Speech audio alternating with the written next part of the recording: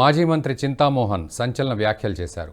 భారత రాజ్యాంగ నిర్మాత అంబేద్కర్ విగ్రహాన్ని ఆవిష్కరించే స్థాయి జగన్కు లేదని చింతామోహన్ విమర్శించారు.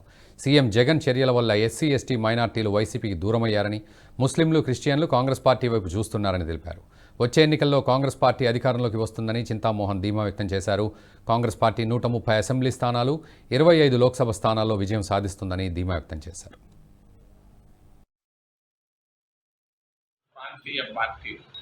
సడన్ గా మార్పు కనిపిస్తా ఉంది ఆంధ్రప్రదేశ్ రాష్ట్రం. గత 30 రోజులుగా సడన్ గా కనిపిస్తా ఉంది.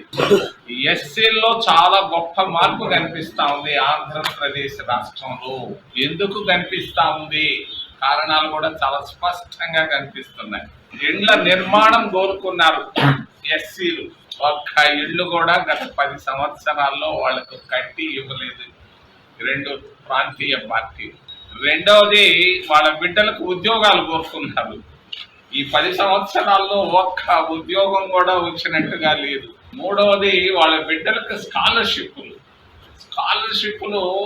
ఇంట్లో 3 బిడ్డలు ఉంటే కనీసం ఒక్క బిడ్డకి ఇస్తున్నారు, 2 బిడ్డలకి స్కాలర్షిప్లు రావటం లేదు, వాళ్ళు చదువుకోలేకపోతున్నారు. సడన్ గా మార్పు కనిపిస్తా ఉంది ఆంధ్రప్రదేశ్ రాష్ట్రం.